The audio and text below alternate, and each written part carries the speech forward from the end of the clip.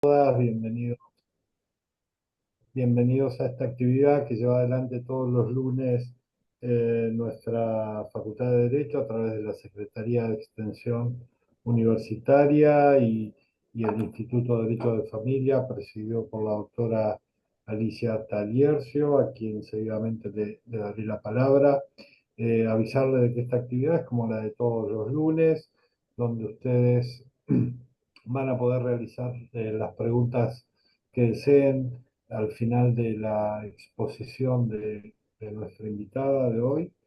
Eh, También que ella seguramente va a pasar un material, el cual se va a encontrar, gracias a su generosidad, a disposición de ustedes. Eh, y dicho esto, te cedo la palabra, Alicia. Buenas tardes. Buenas tardes, querido Javier. Buenas tardes, querido Emiliano. ¿Qué decir? Buenas tardes, mi adorada Andrea Fernández. Y a cada uno de ustedes que lunes a lunes se conectan y que, bueno, saben que los quiero mucho y les agradezco del fondo de mi corazón. Hoy tengo el gusto enorme de presentar a Andrea Silvana Fernández. Andrea es abogada mediadora, especialista en técnicas de mediación, es coach ontológico y máster en programación neurolingüística. Pero aparte de todo esto, Andrea es consejera de familia del juzgado de familia número 2 y todavía lo sigo sintiendo mi juzgado. Una, una consejera de familia muy especial. Yo siempre lo cuento, pero me gusta repetirlo. Nuestros despachos, pasillos por medio, puerta a puerta, nos veíamos y yo nunca fui de tener las puertas cerradas. Y veía cómo la gente entraba al despacho de Andrea en sus infinitas audiencias, con caritas preocupados, tristones, y también los veía salir con una sonrisa, un abrazo fuerte para Andrea, un gracias, doctora, irse de otra manera. Yo creo que esos son valores infinitos de André que siempre le he agradecido mientras compartíamos nuestra labor tan bonita juntas y hoy desde otro ángulo sigo agradeciéndole porque es un valor para muchísimas familias. Así que Andrea, bienvenida, mi querida. Gracias, gracias por aceptar mi invitación y estar acá. Sé de tu infinito trabajo y hoy quiero que indiques a la gente lo que es esto tan importante, como decís vos, la dinámica de la conciliación que hablamos tantísimas veces, que vos has logrado en tantas oportunidades. André, querida, mira que audiencia es toda tuya. Así que adelante, Andrea, te quiero mucho. Adelante. Gracias, Alicia. Buenas tardes a todos. Bueno, un placer, un honor para mí seguir acompañando a Alicia en cada una de sus actividades, porque todos los que estamos acá sabemos de su profesionalismo, de su don de gente, de la maravillosa huella que ella dejó en los tribunales de Lomas de Zamora, en los juzgados de familia. Em, Cuando me convocó para hablar de la conciliación o de la mediación o del rol de consejero, como en tantas otras veces, em, siempre me pregunto cómo hablar de esto, ¿no? Porque en teoría son dos renglones, como pasa con la responsabilidad parental, son dos renglones. La tienen los papás, los progenitores, y es compartida, indistinto, y eso es un principio general. Ahora, ¿cómo se hace en el día a día? ¿Cómo es esto? Es lo complejo de tratar de desentrañar. Yo voy a tratar de transmitirles todo lo que más pueda respecto desde la experiencia y respecto de los fundamentos teóricos que le dan la importancia y la relevancia que tiene la conciliación. Como figura específica y diferenciada de la mediación. Y después lo voy a abrir a las preguntas de ustedes, porque la verdad que esto es un diálogo. Y la dinámica de la conciliación tiene esto, conversaciones generadoras. Generan conversaciones, las conciliaciones que provocamos fructíferamente, y esto es lo que yo quiero provocar hoy en ustedes, ¿no? Que esto se transforme en una verdadera conversación. ¿Por qué el título de la dinámica? Porque dinámica es todo lo que moviliza, todo lo que está relacionado con la fuerza de cambio, lo que está en movimiento. Y yo creo que la conciliación es eso, generar ese cimbronazo en la familia para que reflexione qué es lo que quiere hacer, poder hacerse cargo y resolver de una manera distinta lo que no está pudiendo hacer desde el seno de su hogar. Y este es el desafío que nosotros tenemos, generar esa dinámica y proponer la conciliación como tal. ¿Por qué Alicia dice que yo abracé con tanto amor o lo podía haber reflejado esto? Porque yo creo que está en mi diario y totalmente ligado a mis valores. Y para proponer la conciliación hay que tener esta mirada de aliarlo a los valores personales. En mi caso, la paz, ¿no? Por supuesto, proponerle a las familias llevarse ese pedacito de calma y tranquilidad que vienen a buscar y no tienen. La libertad de poder elegir la mejor fórmula posible para solucionar el conflicto, que es tan importante. La creatividad, porque es la posibilidad de hacer fuera del marco legal que le queda tan chiquito a todas las respuestas de familia. El respeto a la persona, porque por supuesto que todos los acuerdos se construyen de buena fe y respetando a todos, a cada uno de los interesados y protegiendo a los vulnerables de esos acuerdos. El diálogo como el gran motor de la transformación de las personas en el lenguaje generador que todos tenemos, porque somos seres dialógicos y seres en el encuentro. Entonces, a mí me resulta natural, casi como pato en el agua, digo yo, porque está aliado a mis valores en lo personal. Yo me recibí hace muchos años, acá veo muchos colegas, les agradezco mucho, veo a la doctora Viñas, qué lindo, veo un montón de gente conocida acá, y la verdad que yo me recibí hace muchos años, y lo primero que hice cuando me recibí, yo me recibo en el 90, y es cuando aparecen los métodos alternativos. Yo hago un posgrado de procesal, ni bien me recibo, y me enamoro de los métodos alternativos, porque veo todos estos valores que yo puedo llevar a la práctica, sin necesidad de entrar en una confrontación ni apegarme al mero escrito de la ley, ¿no? Yo estoy formada en la idea de que el derecho es un proyecto de armonía social y por lo tanto hay que construir relaciones armoniosas, y esa es la propuesta del derecho para contribuir a la transformación social. Entonces, desde el día 1 que yo entro a la profesión, abrazo esta forma y esta dinámica. Y eso es el porqué de mi compromiso. ¿Por qué conciliación? Por estas razones, en lo personal. Ahora voy a tratar de darles otras razones, ¿no? A lo largo de mi carrera yo transité después un compromiso muy fuerte con los expedientes protectorios de violencia, de protección contra la violencia, porque mi compromiso era el mismo, ayudar a pacificar y a llevar un paño de agua fría, decíamos, cuando tomábamos una medida inmediata para que la escalada de violencia no avanzara. Siempre fue comprometido a los valores y creo que esa es la invitación, que se abrazan la conciliación, lo hagan desde ese compromiso, de que están contribuyendo a esa transformación o a llevar ese pedacito de paz en un momento muy álgido de la familia. Entonces, yo preparé un Power, que por supuesto se los voy a dejar y me pueden hacer todas las preguntas que quieran. Y en lo primero que me planteaba con la dinámica de la conciliación era el para qué y el por qué, ¿no? De una conciliación. Entonces, primero les voy a decir un por qué, que son los fundamentos legales. Si tienen ahí la filmina o la primera del Power, ellos lo van a poder ver, pero yo se los voy diciendo. Ahí El por qué. ¿Cuáles serían esos fundamentos legales?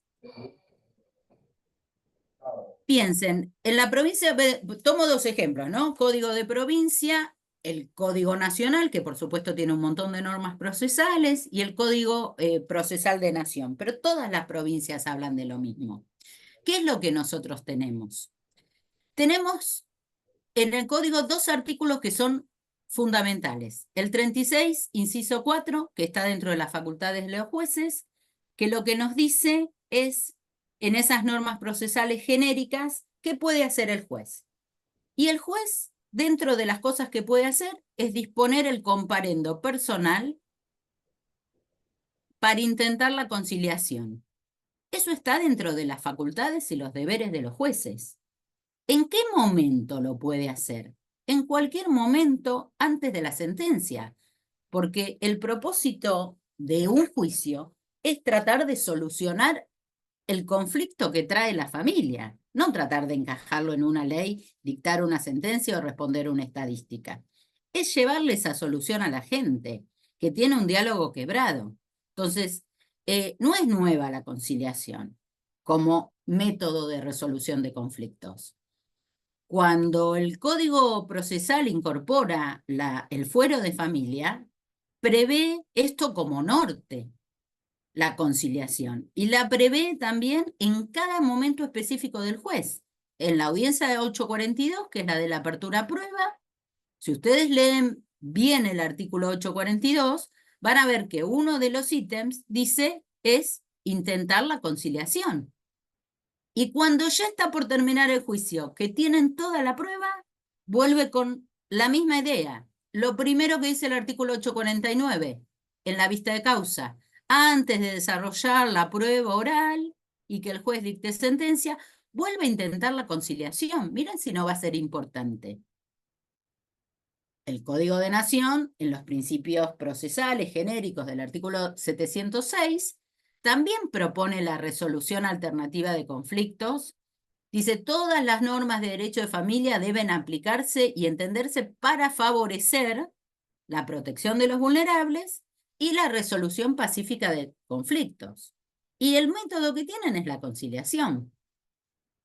Cualquier funcionario judicial concilia. El mediador es una figura diferente porque es prejudicial y algunos sistemas lo tienen fuera del órgano judicial.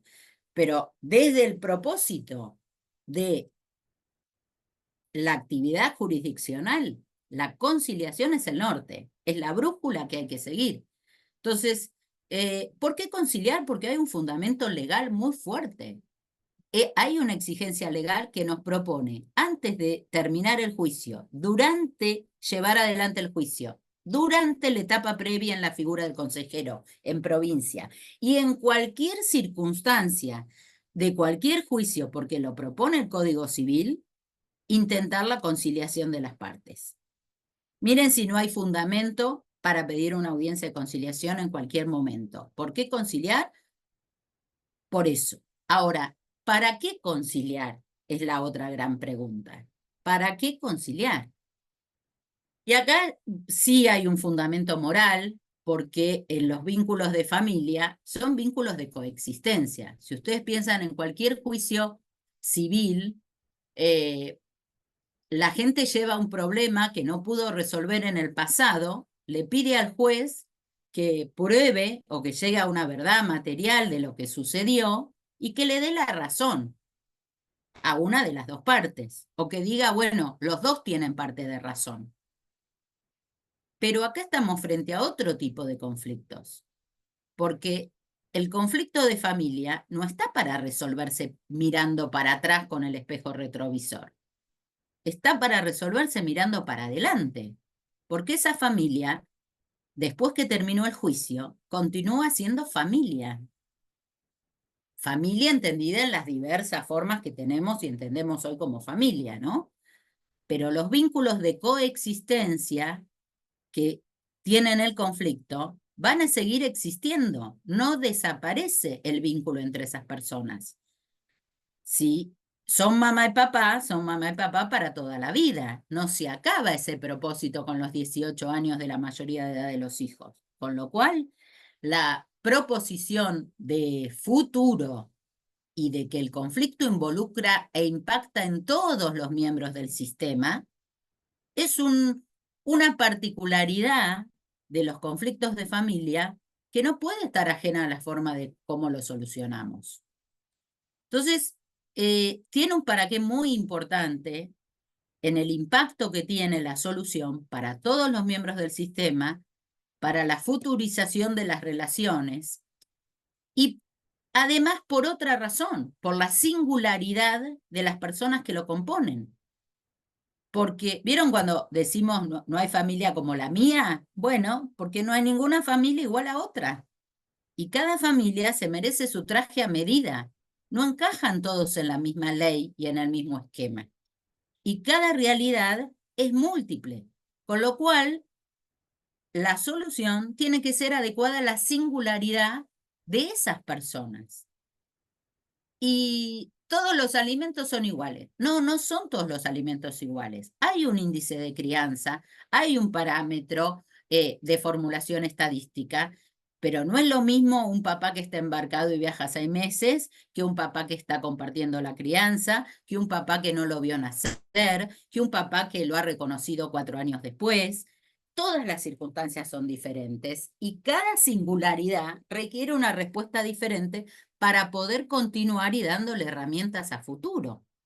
Y además, agregaría una cosa más, tiene un sentido pedagógico, porque si atravesar una conciliación le sirve de aprendizaje a la familia para aprender una nueva forma de poder resolver sus diferencias, lo van a poder aplicar en el futuro. Y tiene que ver con esto de la responsabilidad, poder dar respuesta, la habilidad de dar respuesta, poder ir dando respuesta a partir de que la dinámica familiar también se va modificando. Porque la familia como sistema no es estática, por supuesto que no es estática. Y uno le da herramientas para solucionar o conciliar en un momento histórico de la familia. Pero después la familia continúa y tiene que tener elementos para ese nuevo contexto histórico. No sé si estoy siendo clara, si voy muy rápido, me lo hacen saber porque no veo muy bien todas las imágenes de todos los que están presentes, pues la verdad son muchos, les agradezco mucho que estén escuchándome y con ganas e interés por esta temática.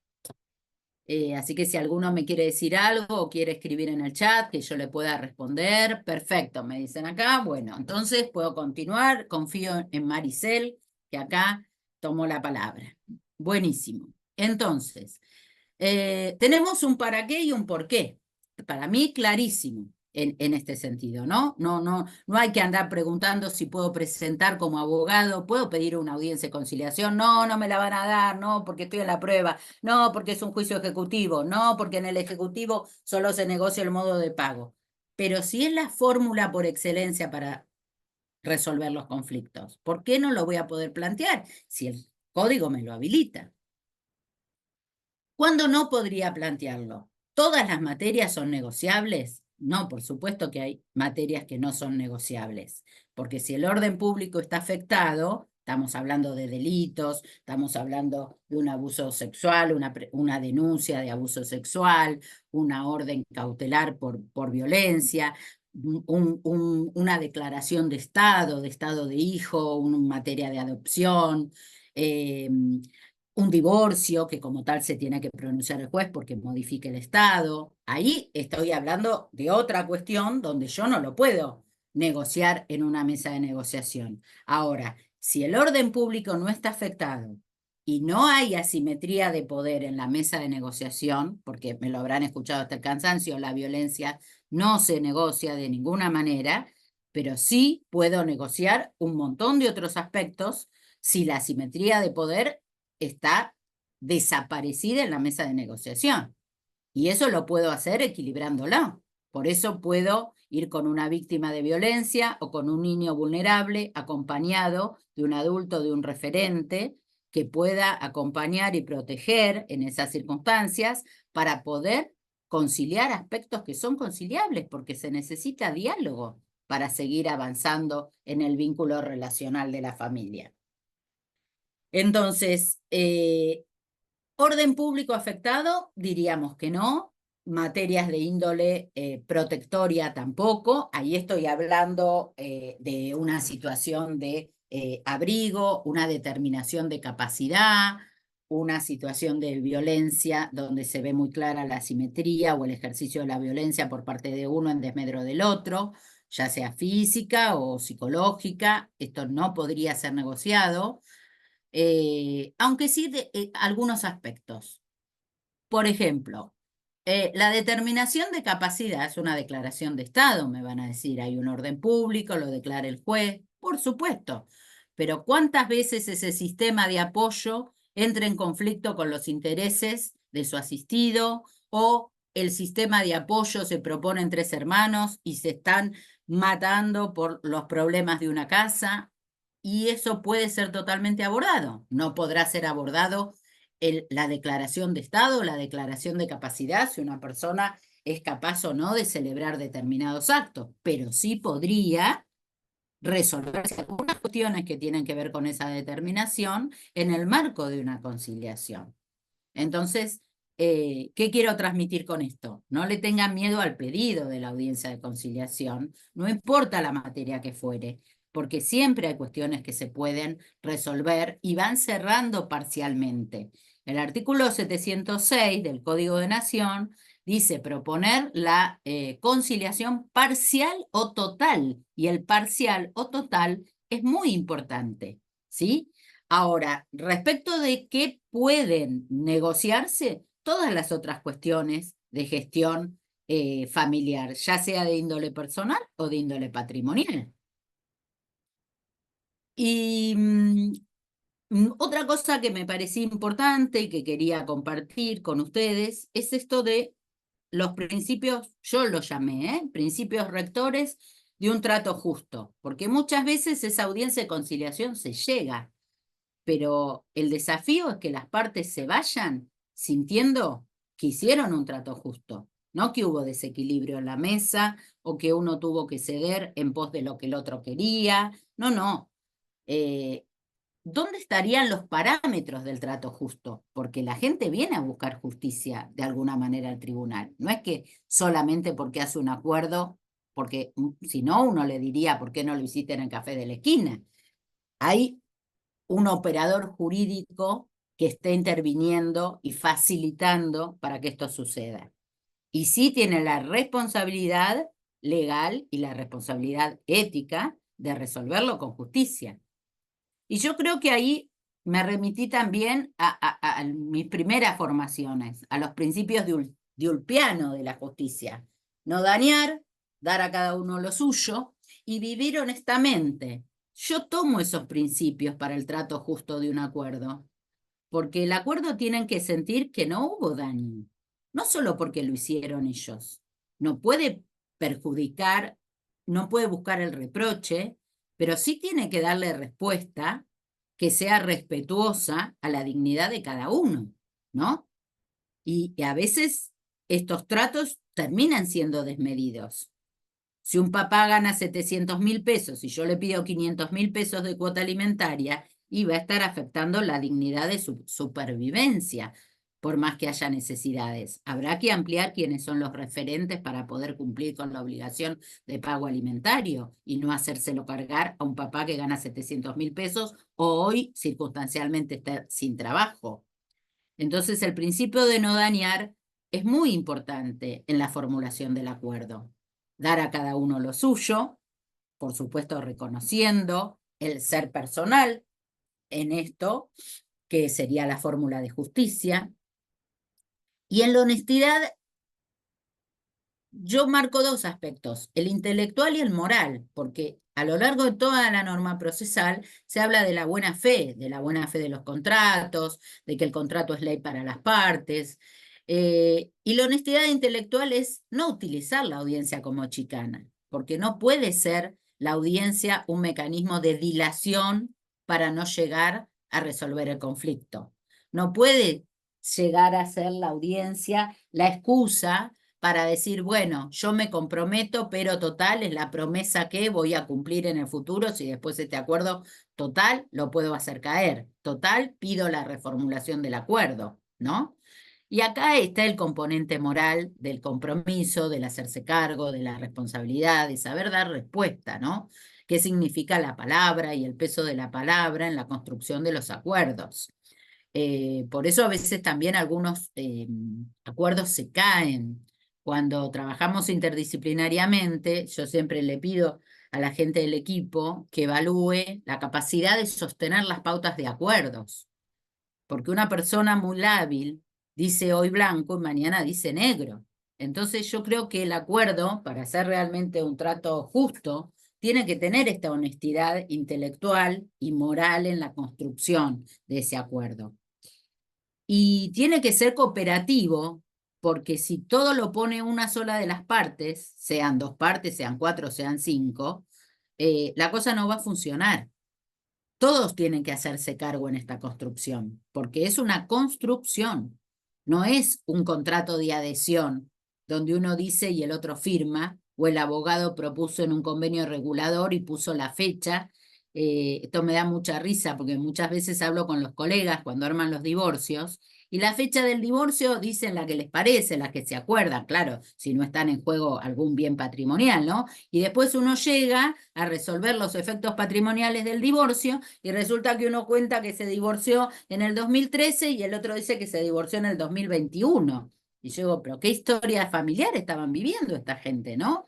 Entonces, en la cooperación está precisamente en esto de la construcción de un discurso común, ¿no? Y de opciones comunes de solución.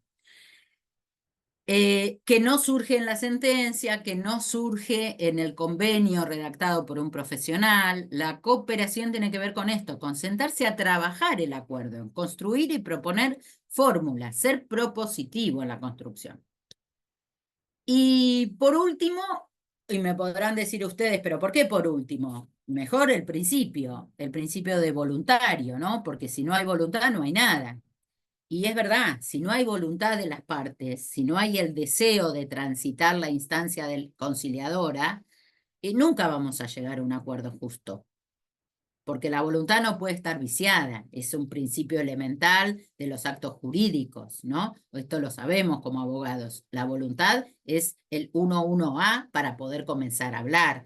Muchas veces, y se estudia que lo que es obligatorio es la instancia, el tránsito por pasar por la audiencia de conciliación, ¿no? Y muchas veces hay gente que no quiere utilizar esta herramienta para resolver el conflicto. Entonces, como les decía antes, honestidad intelectual, no usar la chicana, es decir, bueno, honestamente, quieren, le ven valor a resolver las situaciones pendientes de esta manera, porque si no le ven valor, no perdamos el tiempo. Honestidad intelectual y moral nuevamente. No me hagan perder el tiempo a mí, no le hagan perder el tiempo a la agenda del tribunal, no le hagan perder el tiempo al otro por respeto al otro, porque esto se construye con honestidad intelectual y moral. Entonces la voluntariedad creo que dice un montón de aspectos de un trato justo en esto de las conciliaciones. Que en definitiva se trata, como nos adelantó que Emiliano, en la toma de decisiones. Acá la respuesta sería, contestamos un para qué, contestamos un por qué, ir un poco a los cómo de la toma de decisión, ¿no? ¿Hay un cómo para la toma de decisión? Bueno, para el funcionario facilitador, sea mediador, sea consejero, sea el juez en el rol de la conciliación, en su rol conciliatorio, quiero decir, no en su rol decisorio, en su rol conciliatorio, lo primero que tienen que hacer es generar contexto y lograr el consenso. ¿Hay voluntad de hacer un acuerdo? Yo creo que la pregunta, y yo la uso muchísimo y me da mucho resultado, es preguntarle si le ven valor a celebrar la conciliación y lograr conciliaciones como forma de terminar los conflictos o de poder transitar los conflictos. Porque ese es otro imaginario de la gente, que porque va al tribunal y llega a una sentencia se le acabaron los problemas.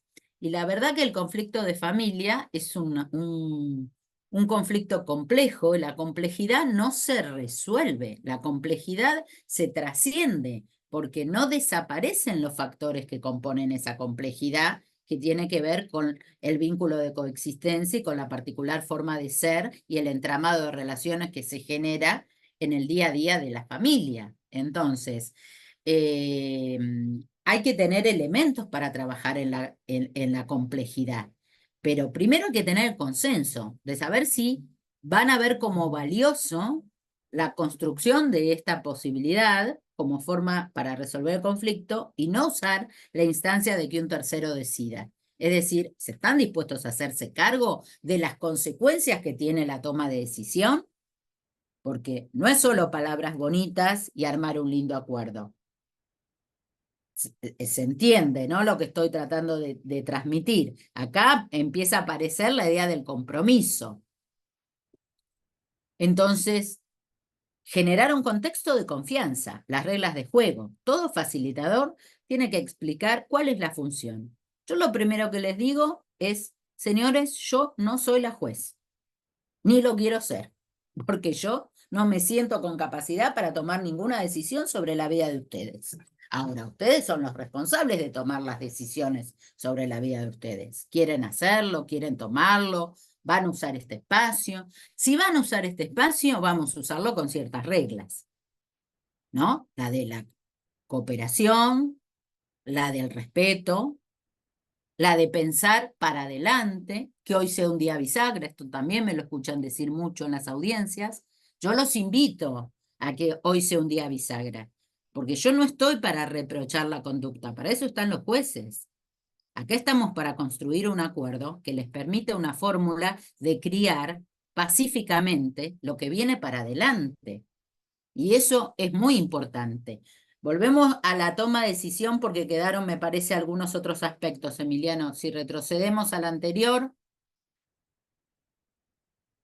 en la toma de decisión tenemos primero la generación de consenso y después lo tenemos una vez que tenemos, acá me quiero apuntalar un poquito, porque digamos es el nudo de la cuestión. No hay un cómo, porque el diálogo se va construyendo y se va construyendo con la dinámica que se plantea.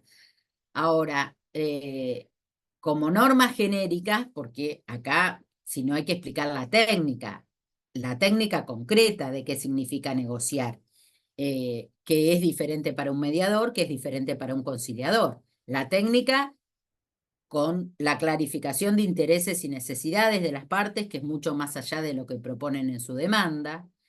Hay herramientas específicas que tienen que ver con la formación de los facilitadores o operadores jurídicos en materia de comunicación, en materia de lenguaje.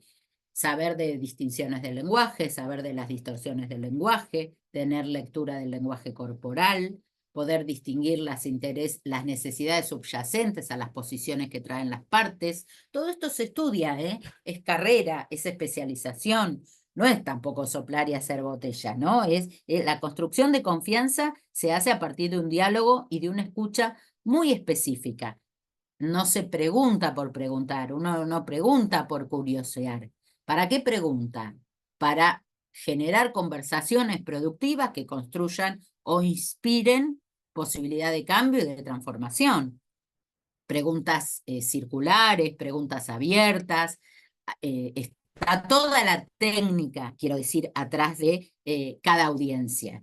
Y esto se estudia como disciplina. Las herramientas de mediación y de negociación son precisamente las que nos habilitan a trabajar de esta manera. Y el juez está formado como mediador, no, pero tiene el imperio o la manda judicial por un lado y tiene la experiencia de su formación para la toma de audiencias en esto. Entonces, clarificar los intereses y necesidades de las partes y la escucha directa, la inmediación que le pide el código, no es inocente, no es casual, no da lo mismo que la tome el juez que la tome un operador jurídico. Yo sé y trabajo en un juzgado y sé la dificultad de las agendas judiciales y sé del compromiso de los operarios judiciales para tomar las audiencias y que no siempre puede estar el juez presente en cada una y todas de las audiencias. Pero el que esté a cargo de la audiencia tiene ese mismo rol, tiene el rol de facilitador y el rol de desplegar la técnica de mediación o de negociación, cual fuera el caso, y poder distinguir los intereses y las necesidades y tener una escucha adecuada al relato y no comprarse la historia de las partes, porque las partes siempre van a venir con dos historias. Ahora, de esas dos historias, el juez no está tratando de buscar cuál fue la verdadera. Está tratando de construir un discurso común, cuando está en el rol conciliador, para a partir de ese discurso común generar opciones de satisfacción y coordinar acciones. ¿De qué se va a hacer de ahí en adelante? No importa lo que se hizo para atrás, no importa lo que hicieron mal, porque lo que estamos haciendo es pensando un ahora y un después, un estado presente y un estado futuro. A veces uso la pregunta de, cuénteme cuál sería el escenario ideal. Si usted pudiera transformar su realidad, ¿cuál sería ese escenario ideal? Porque quizás en ese escenario ideal me da pautas o me da elementos que me ayudan a pensar o a proponer opciones para destrabar las cuestiones. Siempre trabajamos interdisciplinariamente y son muy buenos los equipos técnicos que tenemos en los juzgados para la elaboración de informes, para ver los perfiles, para saber si hay algo solapado que se nos escapa, ¿no? Siempre la interdisciplina suma todo aquello que enriquezca el diálogo, porque lo que tenemos que hacer es especificar.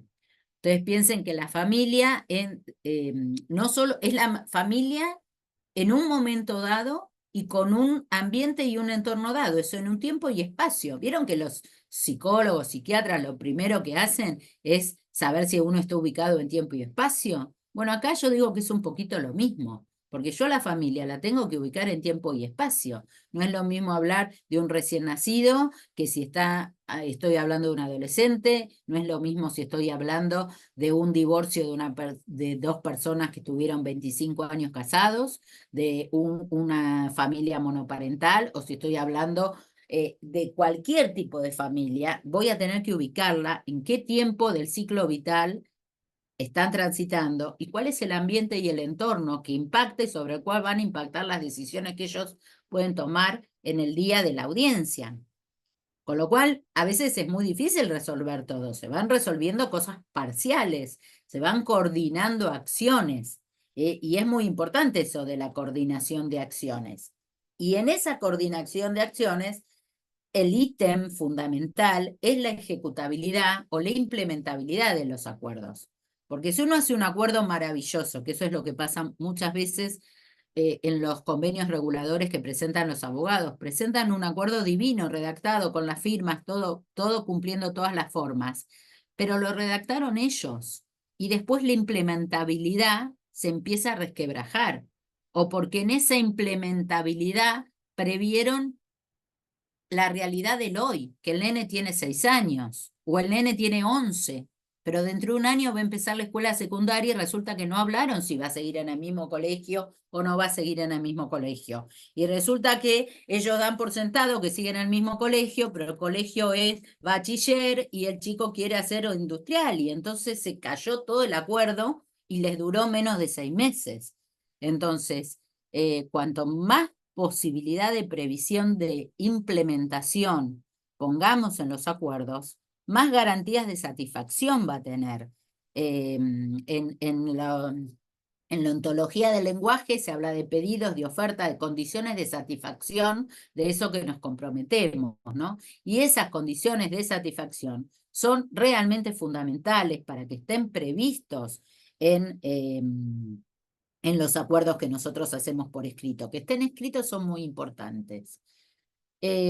Por eso hablo de implementación y de homologación. Yo sé que como abogados buscan la homologación es sinónimo de sentencia y es sinónimo de terminar un juicio o de tener el resultado y los honorarios por la labor realizada.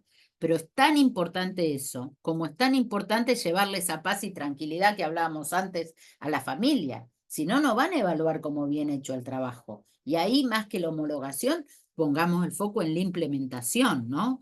Y acá quizás habrá que ver tanto no la definitividad de los acuerdos, sino la parcialidad de los acuerdos y los plazos y las formas de evaluar resultados, porque eso es importantísimo de que aparezca. Plazos y formas de evaluar los resultados, las condiciones de satisfacción de lo que acordamos, ¿no?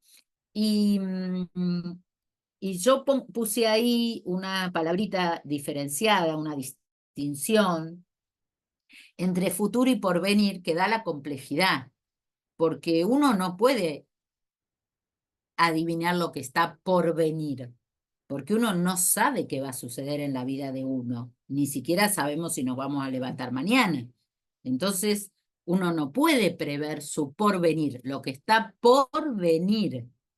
Ahora, sí podemos diseñar el futuro, porque del futuro somos responsables con las acciones que tomamos hoy y las consecuencias que acarrea este presente.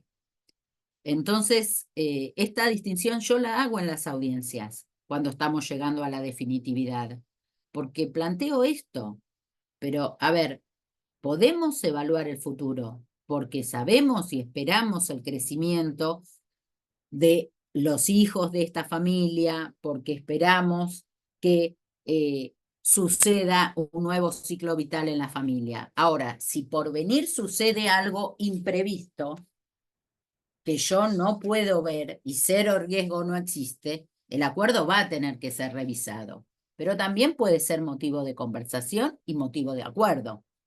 Todo lo que se plantee como inquietud para la familia tiene que ser tratado y responsabilidad del facilitador es prever y distinguir lo que es futuro de lo que es porvenir para mí, ¿no? Porque si no, soluciono lo del día y digo, bueno, ya está, ya llegué al fin.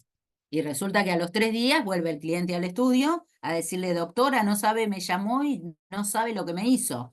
O no sabe, habíamos quedado el sábado a las 3 de la tarde y me dejó plantada hasta las 9. ¿Por qué no se previeron los imprevistos? ¿Por qué no se previó la posibilidad de un tercero? A ver, acá hay responsabilidad en la construcción de un acuerdo completo, en la implementación, para que sea realmente implementable y después la homologación tenga sentido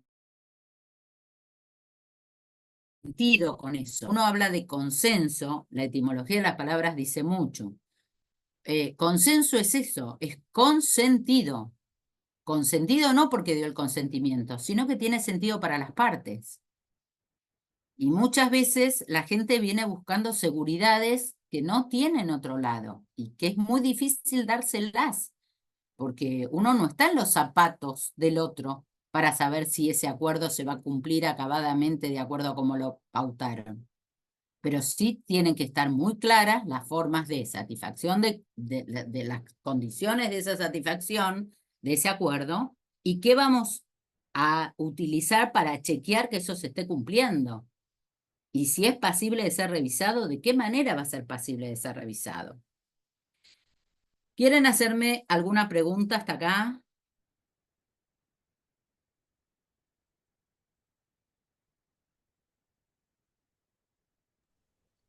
Hay varias preguntas, Andrea, pero vos si vos querés ¿Me transmitís, Emiliano, las preguntas? Porque yo si cuando no hablo y... vos terminás con Bueno, termino con esto y las abrimos a preguntas.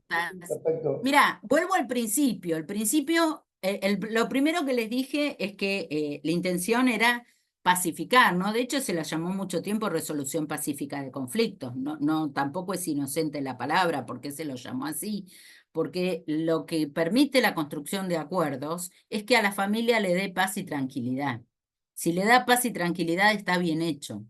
Y después la gran pregunta fundamental, por eso me gusta este cuadrito que está tomado de una técnica que se llama la ventana Johari, pero yo lo apliqué para esto, es si lo necesito o no, porque en realidad los acuerdos se construyen en base a necesidades e intereses, no en base a la demanda. No es porque hay que armar un convenio regulador, es porque necesitan paz y tranquilidad para saber cómo van a criar un hijo. Fíjense si no es valioso poder construir un acuerdo entre todos los miembros del sistema, que incluya a los hijos, en esta opinión. Es fundamental. Entonces, yo siempre digo, es un esquemita medio difícil, pero bueno, después cuando lo tengan en sus manos les va a resultar más fácil, ¿no? Porque si lo necesitas y no te da paz y tranquilidad y no te queda otra, lo vas a tener que aceptar porque lo estás necesitando y a veces tenés que hacer resignaciones o renuncias. Y a veces te alineás a un acuerdo propuesto por otro sin estar convencido del todo de la solución, pero lo podés chequear y podés poner tus condiciones de ejecutabilidad y si tienes las condiciones del trato justo, vas a sentirte más satisfecha, ¿no? Y a veces, si eso no realmente no responde a tus necesidades y no te lleva a paz, no tenés que aceptarlo, déjalo ir, porque a veces la solución no es construir un acuerdo forzado, por más consejo que llegue desde la autoridad, desde el facilitador o desde el abogado. A veces hay que dejarlo ir el acuerdo porque no es el tiempo para realizarlo, porque se requieren otras condiciones de satisfacción que tendrás que evaluar y hay que repensarlo. Y si realmente es lo que necesitas y te lleva a la paz y tranquilidad que estás buscando, agradecelo porque es la mejor fórmula de terminar el conflicto.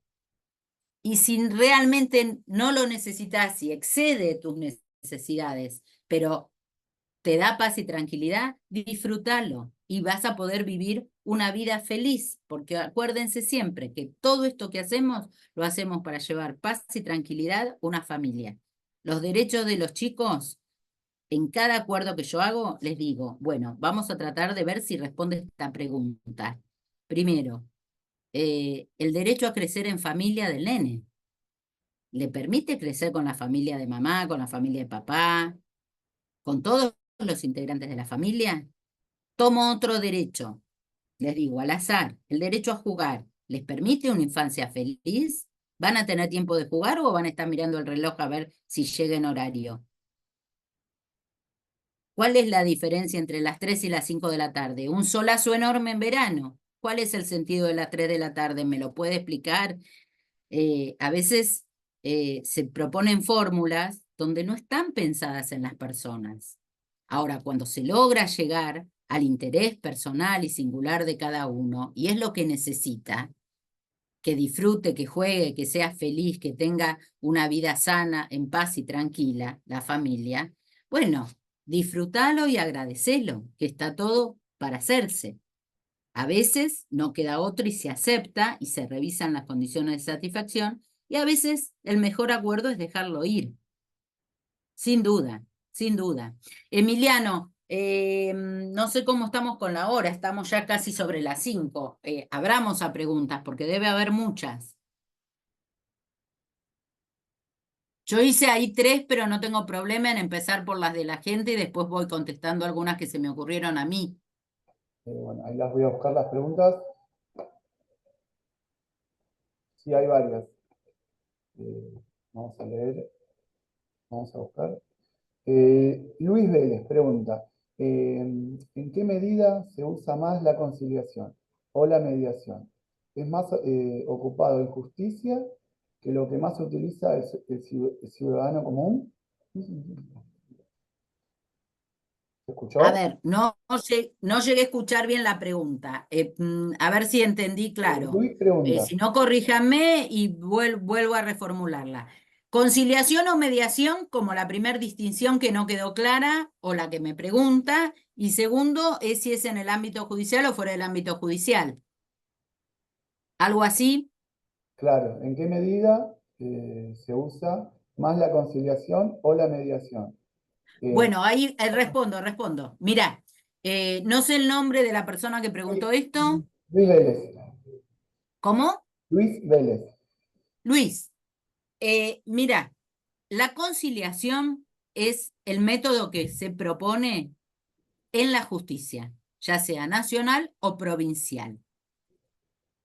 Los códigos procesales hablan de la conciliación y la gran diferencia entre una conciliación y una mediación las dos son formas de negociar y las dos son negociaciones asistidas por un tercero facilitador.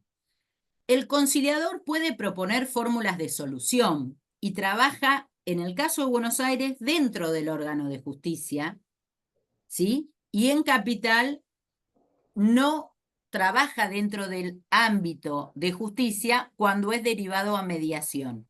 La mediación, como tal, el mediador, no propone fórmulas conciliatorias, trabaja estrictamente con el discurso de las partes.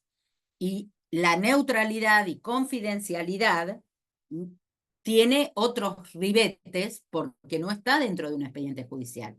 El expediente judicial tiene la reserva del expediente judicial, pero es una causa de estado público, donde intervienen otros funcionarios, interviene un asesor, interviene un equipo técnico asistido, obligatorio en este trabajo interdisciplinario. Entonces, la mediación está fuera del ámbito judicial en este sentido. La conciliación está dentro del ámbito judicial en nuestra provincia de Buenos Aires, en cualquier momento del juicio, incluso el juez puede asumir el rol de conciliador, ¿sí? No podría decirse que el juez es un mediador, porque el juez tiene todo el imperio y la manda judicial para ofrecer fórmulas conciliatorias, y eso no implica prejuzgamiento tampoco. Aunque el juez les proponga una fórmula de solucionar para conciliar, no implica prejuzgamiento, y eso también lo dice el código, lo dice el artículo 706 también, respecto a que eso no implica prejuzgamiento. Esa es la gran distinción. El mediador no trabaja prejudicial fuera del órgano de justicia, con lo cual no tiene ese marco institucional para el trabajo de partes y puede llegar a ser tan efectivo como el trabajo judicial, sin duda alguna, ¿eh? Puede ser tan efectivo en uno como en el otro. ¿Podríamos hablar de ventajas y desventajas respecto a la intervención del órgano de justicia o no? Pero ya me iría para otro tema. Yo trabajé el tema conciliación como sinónimo de negociar o encontrar la resolución pacífica y alternativa a la sentencia, ¿no? O que termine en sentencia homologatoria. Pero esas son las diferencias básicas. Elemental, el mediador nunca puede proponer fórmulas conciliatorias. El conciliador sí. Vamos a leer una de Karina Sánchez.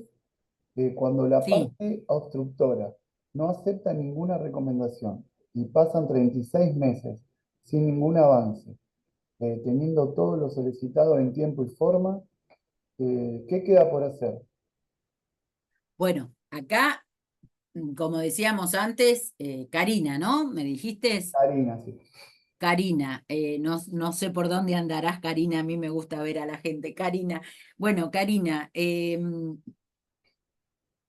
para que haya acuerdo se necesitan dos voluntades. Es un acuerdo de voluntades, no deja de ser un contrato. Se construye entre todos los operadores del sistema.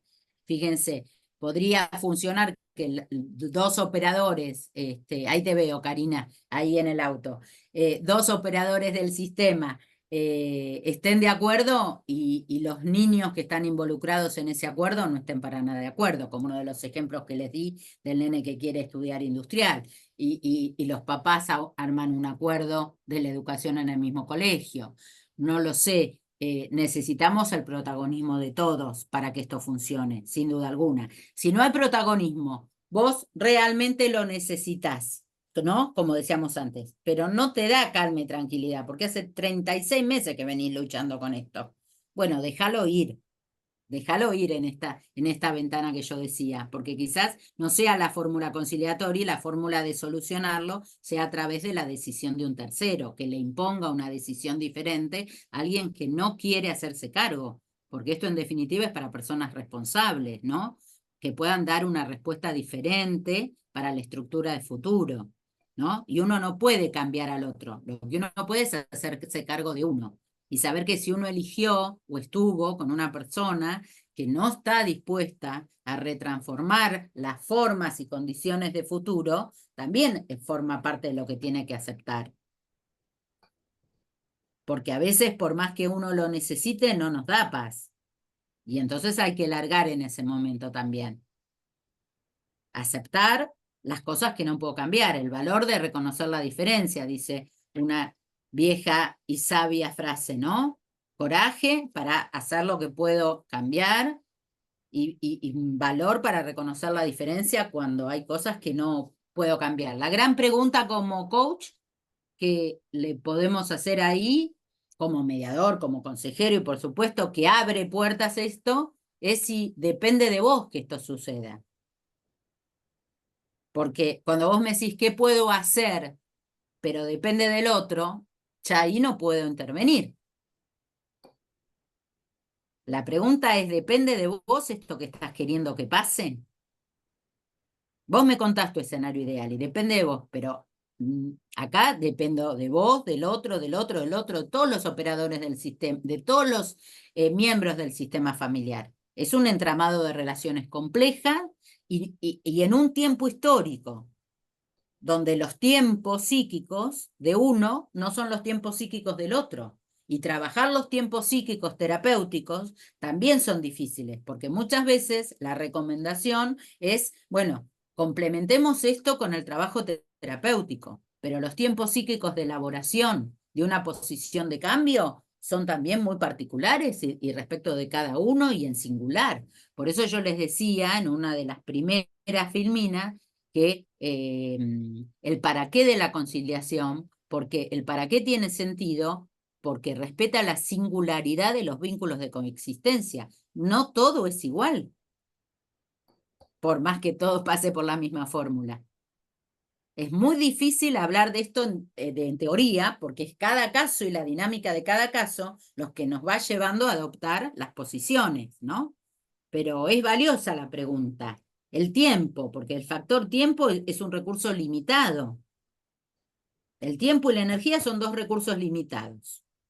Entonces, no me hagas perder tiempo, honestidad intelectual, saco la otra filmina.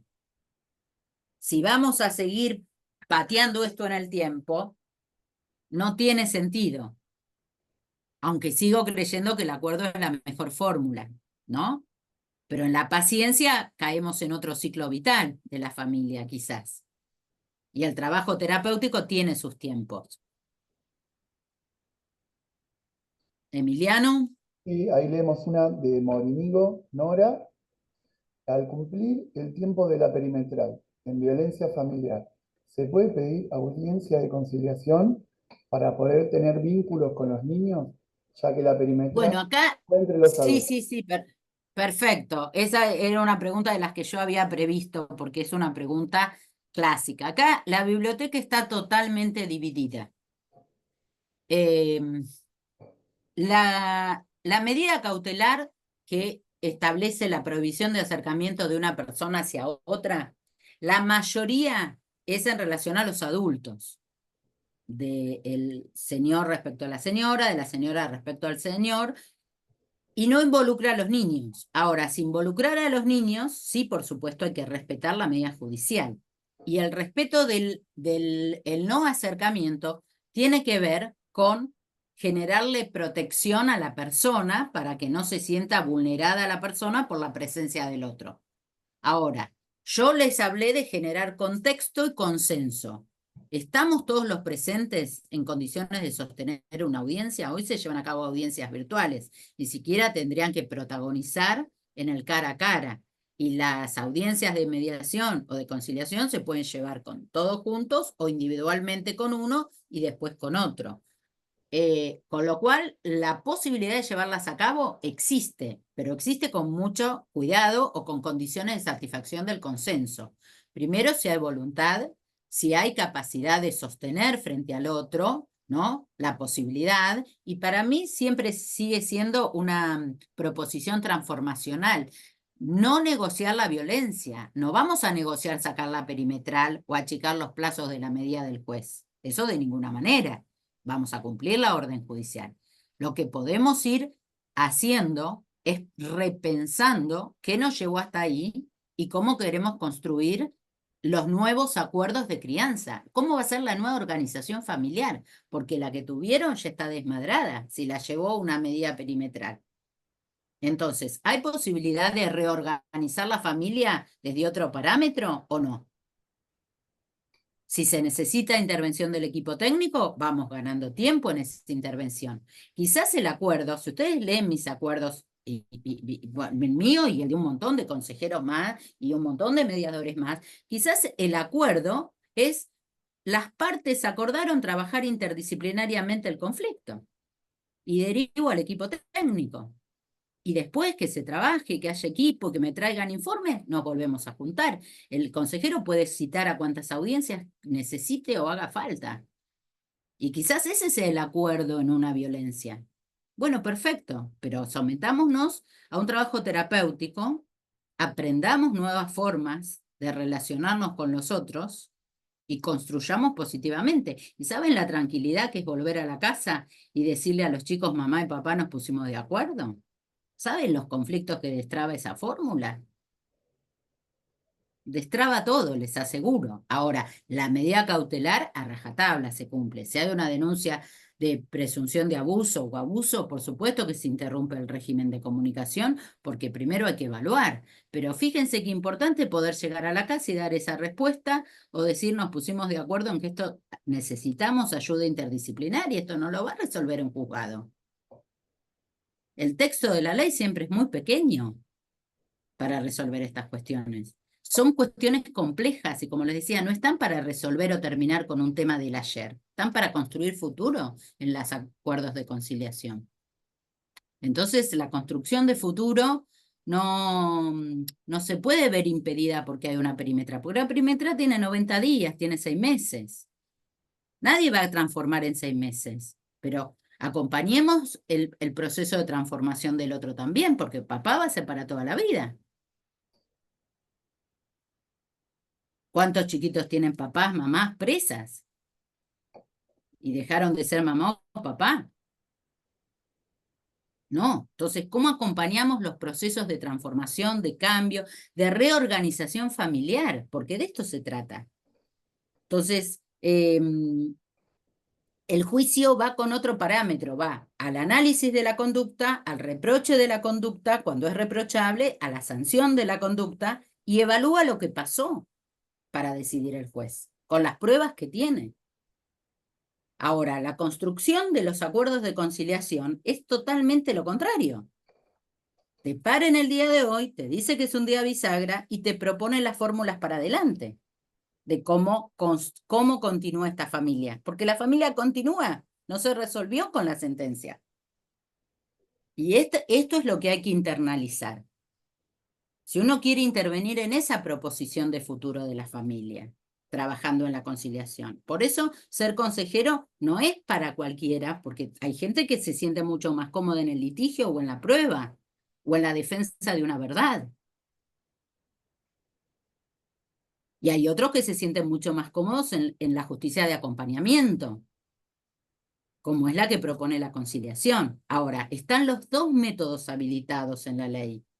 Por eso les dije, ¿por qué hay un fundamento legal? El artículo 706, el 36, inciso 4, el 36, inciso 2 en capital. No hay duda de que se propone la fórmula conciliatoria en toda etapa del proceso, para acompañar a la familia. Espero haber sido claro. En Tucumán, si hay alguna denuncia de violencia por la ley de mediación, se va a lo judicial, no se hace mediación. Qué bueno que sea así. Bueno, acá los tribunales de familia están operando de esa manera, ¿no? Algunos pueden trabajar en capital, se trabajan aspectos patrimoniales, hay diferentes formas de abordarlo. No todo puede ir a mediación, no todo es mediable. La violencia, eso que quede bien clarito, jamás me van a escuchar decir que puedo negociar la violencia. Pero sí puedo, ya les digo, quizás mínimamente formular ese acuerdo. Y no es lo mismo para la reorganización de esa familia saber que se pudieron poner de acuerdo en un compromiso que es el trabajo terapéutico, que no es menor, es un montón, es el 50% del trabajo hecho. Aquí absolutamente nada, ni perimetral. Todavía más difícil ahí, porque perimetral, si no hay perimetrales, estamos en el horno, ¿no? Porque lamentablemente sabemos que cada vez más hay más escalada de violencia y que cada vez hay más medidas judiciales. Imagínense que la mayoría de los expedientes entran por violencia, no podríamos trabajar ningún tema. Pero por eso digo los tiempos históricos de la familia, ¿no? El ciclo vital que está atravesando esa familia, si es el primer noviazgo, el noviazgo, la etapa de matrimonio, la etapa de los hijos, la niñez, la adultez, en qué circunstancias de familia estamos, quiénes son los que están en el entorno, si hay guardadores, si no hay guardadores, un montón de cuestiones que se pueden trabajar. Cómo seguir sosteniendo el vínculo o las cuestiones patrimoniales de los alimentos tan necesarias, tan indispensables para cortar con el círculo de la violencia y no generar esa dependencia económica o acabar con esa dependencia económica.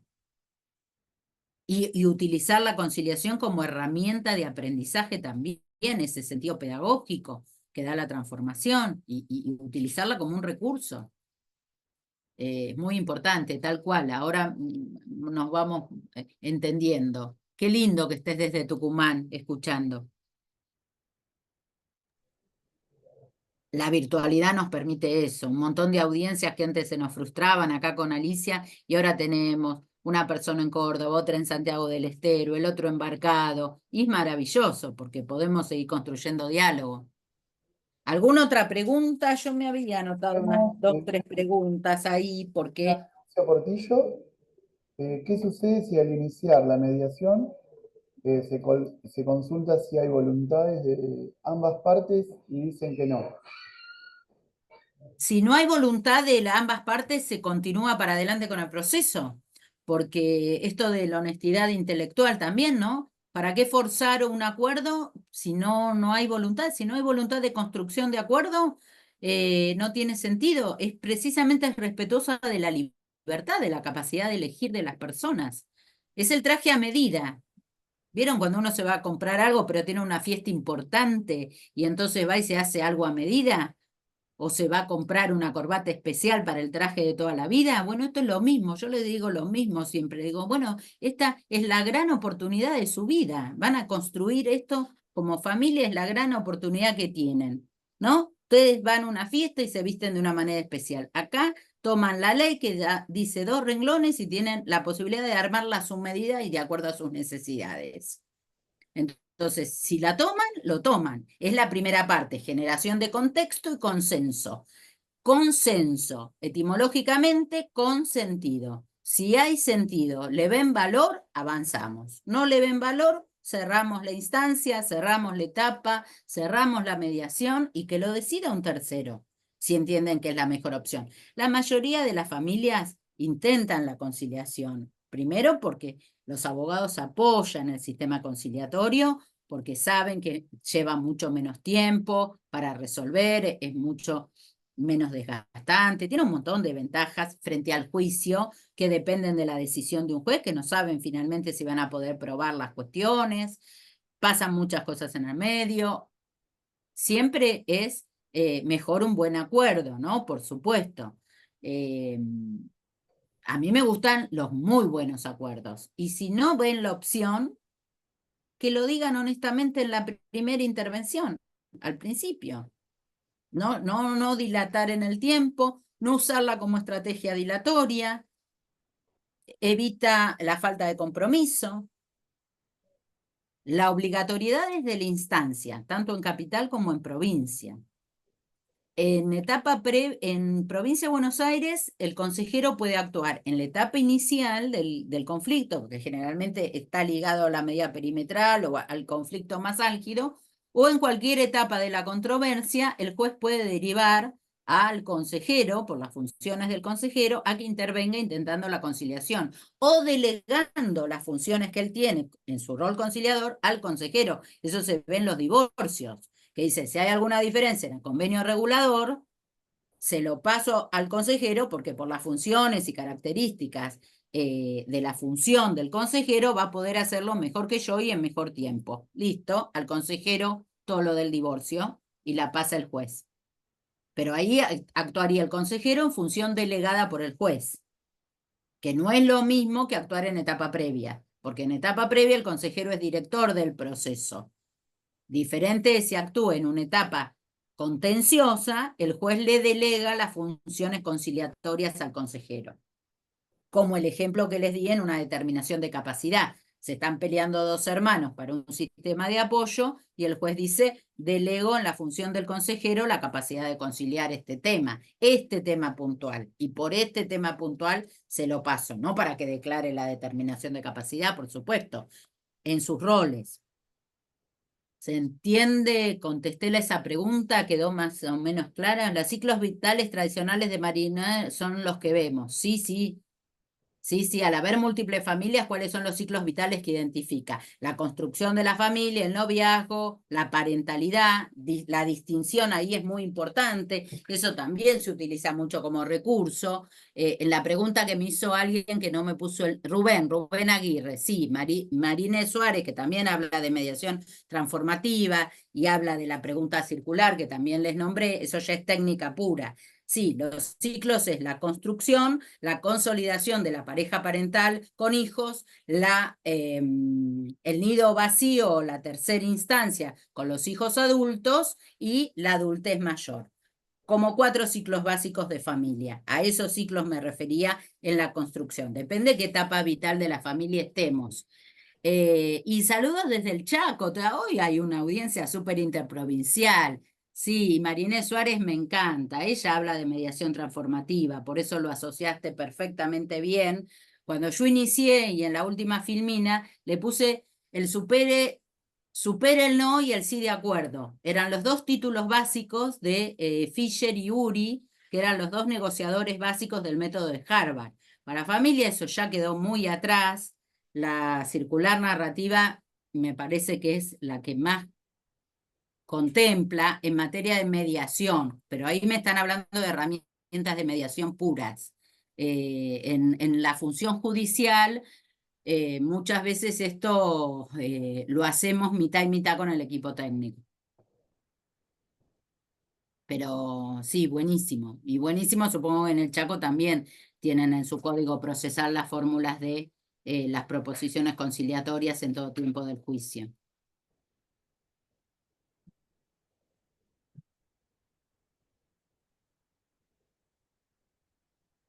¿Alguna otra pregunta? Carolina Yo dice, ¿qué gran diferencia es que las partes se acuerden a que el juez ordene? No es una pregunta, pero bueno, ¿Cómo? es como que hace una reflexión, Carolina. Dice, ¿qué gran diferencia es que las partes se acuerden a que el juez ordene? Es muy importante que las partes acuerden a que el juez ordene. Es el traje a medida, porque está comprobado esto estadísticamente que hay mayor adhesión al cumplimiento, porque lo formularon ellos. Entonces hay mayor acatamiento a la implementabilidad del acuerdo. Se evitan los incidentes. Si está bien formulado, si no, no. Es muy importante, sí, acompaño la reflexión de esta persona. ¿Cuántos acuerdos se pueden celebrar? ¿Cuántas audiencias puede tomar el juez? Las que sean necesarias, las que hagan falta, no hay un límite. Muchas veces se cree que hoy alguien me hizo referencia a los tiempos, ¿no? Esto de que se escucha la justicia no hizo nada, y yo ahí pongo el valor de los tiempos psíquicos que lleva la elaboración de un conflicto y la reorganización de una familia, que eso no depende ni del juez ni de un tribunal, por más eficacia y eficiencia que haya en la administración de justicia o la nula eficacia que haya en la administración de justicia. ¿De qué me sirve un convenio regulador firmado en 2 días, en una sentencia de divorcio dictada en 2 días, si a los 3 días van a estar incumpliendo todo lo que escribieron? ¿Sí? Acá lo que hace es la efectividad de la implementabilidad de los acuerdos que alcanzan y la construcción compartida de los acuerdos. Eso da garantía de efectividad en el tiempo, no la celeridad, como se proponía antiguamente. La celeridad no es garantía de eficacia acá. No sé si comparten esto que acabo de decir, porque yo sé que muchos se ponen ansiosos con la búsqueda del resultado o llegar al fin del juicio, pero la celeridad no es garantía de eficacia acá. Acá Claudia me dice que no con la cabeza, veo muchas cámaras apagadas igual. Se nota que es del equipo de la doctora Taliercio, dice Viviana Orlando. No sé quién es, pero te conoce, Ali, te quiere mucho. Emiliano, ¿alguna otra No, pregunta? no hay más preguntas, bastantes hoy, creo que fue las que más preguntaron. Bueno, cualquier cosa me pueden escribir, me pueden, gracias por los comentarios halagadores. Cualquier cosa me pueden escribir, se me encuentran en el juzgado 12 habitualmente, hasta que no me jubile voy a estar ahí, así que ningún problema, si puedo contestar o ayudar, ahí los espero. Bueno, André, ¿qué puedo decir? Didáctica, clara, efectiva, como siempre. Por algo la gente sale de tu despacho con la sonrisa puesta. Más que agradecida, Andrea, esto da para mucho más. Yo un poco Sí, por claro, respeto el a tu desarrollo de la trabajo. técnica, pero eso ya requiere todo el curso de mediación completo. Es realmente muy importante que al menos se tengan las herramientas básicas y los conocimientos básicos de la trascendencia de lo que es la conciliación, ¿no? Qué importante, y lo que vos decís es algo que repetíamos permanentemente en el juzgado y que hay que internalizar. El acuerdo de partes siempre va a ser muchísimo más valioso que una sentencia judicial. Por eso, lograr ese acuerdo efectivo, real, teniendo en cuenta tiempos y espacios, es fundamental. Andrea, querida, mil gracias de todo corazón y te vamos a seguir llamando. Das charlas tan lindas que nos obligas a que te volvamos a invitar. Y lo hacemos con muchísimo, muchísimo cariño. Gracias, André. Me despido de vos con este beso que vos sabés que es desde el fondo de mi corazón. El mío Y, también, a todos, gracias y mucha suerte en todos los futuros acuerdos y propuestas de acuerdo. y si no, la van a ver a Andrea. Háganme caso. Ella los va a guiar.